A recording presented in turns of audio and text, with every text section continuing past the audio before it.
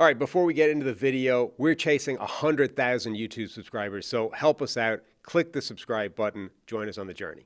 It all started Thursday night. Remember that game? Vaguely. Full watch along, you and I, with all of our members. We had a lot of fun. Be sure to sign up for our membership tier. You can hang out with us during Lions Cowboys Thursday night football games. Maybe not in the future, but you know. Well, I'm sure you can.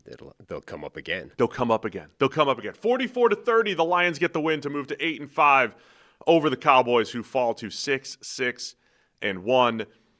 Big game for both teams when it came to playoff implications. The Cowboys were in the middle of this 2-game win streak against the Eagles and the Chiefs. The Lions, their season on the line as well. You know, every other team in the wild card hunt right now has 9 wins. Yeah. And they needed just to get to 8-5. They're still the 8th seed, but it was a season-saving type of win for the Lions in that offense. Yeah, it was like the Stay Alive Bowl. Whichever team won was going to get to like a coin flip to make the playoffs or not. If you lost, you're basically toast. If you won, you're still not in great shape, but you've at least got a coin flip's chance of staying alive, and that was what the Lions did. Their offense looked great. I mean, offense, both sides had a ton of success. Over 800 yards worth of total offense. It felt like the Lions were the better of the two offenses, and ultimately the big difference was turnovers. Yeah, beginning of the second. So the Lions got up 20-9 in the first half. Interception to start the second half. They go up 27-9. Cowboys were sneaking back into it, though. Yeah. By the way, Brandon Aubrey just casually kicking 63-yarders, 55-yarders. What do you have, 3 He had like 3 straight kicks, and they were all, I think, 55-plus. Yeah. And the 63-yard, I mean, he has this style where apparently it's deliberate. Like he doesn't he only ever practices with the sort of, you know, the easy 80% swing, like a golf swing, right? Yeah. Smooth as powerful. So that even when he's kicking from 63, it just looks like he's running up to hit like a 30-yard chip shot. And somehow it's still got plenty of leg to sail clean over from 63 at that. I love that 63 was like with the NFL record for decades or whatever it was. And Tom Dempsey, his club foot. And he just casually kicks it at 63. So the Lions did a good job, you know, forcing field goals, getting up early. There was the big question coming in was Amon-Ra St. Brown, who had his ankle injury. Wasn't expected to play and did. Yeah. Most injury insiders were saying this is a 1 to 2 week injury. Yeah. It happened the previous Thursday. So both of these teams, it happened on Thanksgiving. They're coming back on a week's rest. So it wasn't a short week, but it was still, you know, you didn't really have the mini bye coming off the Thursday Thanksgiving game. They put him right back out there 7 days later, and St. Brown goes. And, you know, fantasy people trying to figure out, you know, what's going to happen here. When you have an ankle injury like this, are you just a decoy? Are you there? And he catches 6 for 92, including a big 37-yarder when they were running out the clock toward the end of the game, which running out the clock turned into putting up another touchdown to get to 44. I mean, that group that the Lions have is just so explosive and devastating. I mean, Jameson Williams was, again, pretty uncoverable. Jahmyr Gibbs has now become this insane receiving weapon in addition to what he does on the ground. And actually on the ground, I know he had 3 touchdowns, so it's not like he went nowhere, but the yardage wasn't there on the ground. The yardage came through the air, where he's just become this coverage problem for opposing defenses. You know, this improved Dallas defense, it actually started the game pretty well. Like, it was getting to Jared Goff, causing him all kinds of problems. And then as the game wore on, the Lions just like found the answers. And from a certain point on, the Cowboys defense had basically nothing to offer in return. So Jahmyr Gibbs, 3 rushing touchdowns. And as you mentioned, they've been feeding him a lot more in the pass game. I mean, did that tie him with Barry Sanders for the most under the age of 24? I think it did. He was down 1 until he had that final touchdown. Only 43 yards on 12 carries, but, you know, a bunch of those can't pick up any more yards when the you can't once you hit the end zone. The turf is colored. You can't pick up any more yards. David Montgomery ran the ball hard too, 35-yarder and a touchdown for him as well. But to me, it's just the Lions have these games, man. Like Jameson Williams, 7 for 96. He looked really good using his speed. St. Brown, the big plays there, and then Gibbs with 77 through the air. They're missing Sam Laporta for the end of the season. That's part of what makes them special, is having those 4 difficult-to-cover pass catchers. But they still have 3, including Isaac TeSlaa, too, who had another touchdown with just 2 catches. All he does. That's all he does. Unfortunately, they lost Brian Branch in the game. He was already injured, dealing with, you know, various things throughout the course of the year. Went down in the end zone It looked not ideal, and then I think it was confirmed reasonably quickly afterwards that that's done for the year. So a couple things happened on that play. That was the 3rd and 3 play where Jake Ferguson goes up the seam. They called offensive pass interference on Ferguson against Alex Anzalone. I know that a lot of fans were upset by that call. It didn't really affect the game. It got declined, unless you wanted. It was a terrible call, but actually, when you work it out over the course, it didn't actually change things because of the fact that they declined it. Yeah, unless you wanted Anzalone on a hook or something like that, which I think in real time It might have looked like. It ended up getting declined, but this week, in the last couple of weeks, a lot of these late field goal decisions, and we'll discuss one with the Bills. This was a badly officiated game. Yeah, there were a few. Yes. There were at least 3 this every week weekend that were pretty terrible. This was bad. But that was so the Cowboys were down 10, and they had 4th and 3 from the 11, and they kicked the field goal, and we were discussing it in real time. It's harder in real time, by the way, Sam. Right? That's why the game's moving fast when you're on the sideline or when you're in watch-along land, rather than being able to recap it days later. I did ask at the time though, should you go for it? 4th and 3 on the 11 when you're down 10. The risk here is, you get it to 1 score.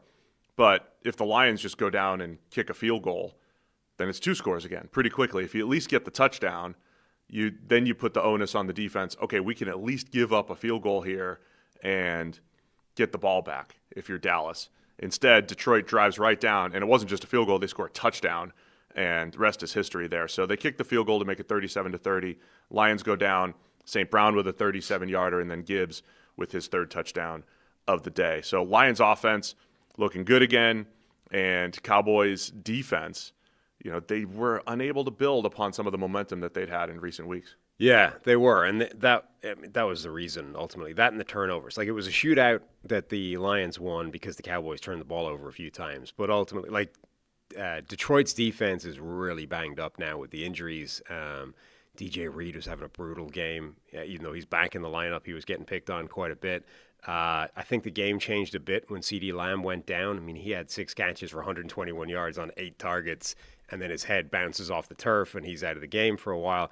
Ryan Flanoy had a breakout game for him, led the team in targets, catches, had 115 yards and a score. George Pickens was kept relatively quiet, but those guys were causing all kinds of problems. I think CeeDee Lamb going down changed the game, but the Dallas defense just had no answers after like a few minutes into the first quarter. George Pickens was taking some heat the next day. There was that one deep ball that we watched in real time that was left way inside that maybe he didn't go all out for. But at the time, I was like, this ball's inside, and it's inside with a safety. That's not a good example, I think. There were some. I saw someone had like a montage of like, here's George Pickens loafing clips. That shouldn't be one of them. Like that, when you're running vertically deep down the field and the ball is way inside to the point where you have to go through a body to get to it, like you can't just slam on the anchors and go hard right. You know what I mean? You can't just.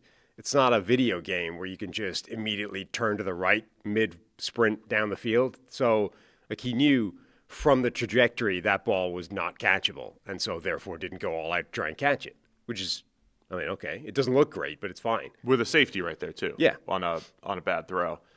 Were the other ones legit? Because I didn't catch anything. Yeah, I mean, there was some lack of effort in some other plays. But it's the kind of – they're plays where a lot of players give a lack of effort. It's like, you know, are you actually going to go all out to dig out the free safety on this run play that you're not really involved in? You know, a lot of guys don't. And it's like, yeah, it is a lack of effort. And if you want to pull that up in a meeting room, be like, hey, George, I need you to go get this free safety. You're like, all right, fine. Yeah, it's legit. But you can go throughout the NFL and find, you know, 24 players doing that right now in any game. That's my question on that, because we're going to get to the offseason here, and Pickens is having a monster season, and the number of games that he's helped Dallas win, including on Thanksgiving against Kansas City, you know, they have a decision to make, just like Pittsburgh had a decision to make. Do we want him in the last year of his contract? He could command a lot of money. And the question's going to be, which George Pickens are you getting. That's why people are looking for this type of stuff, because that's part of why he's not in Pittsburgh anymore. And I suspect for him, it's something you do need to keep on top of. Like maybe it's something that you're going to let go with another wide receiver because, as I said, it's not uncommon. It's something that a lot of receivers do. But with Pickens specifically, maybe it's something that you want to be trying to keep on point with him because it is part of his potential, the downside to him. Like if you let that slide, suddenly you get the George Pickens where 50% of his plays he's, mailing in or whatever. I don't know.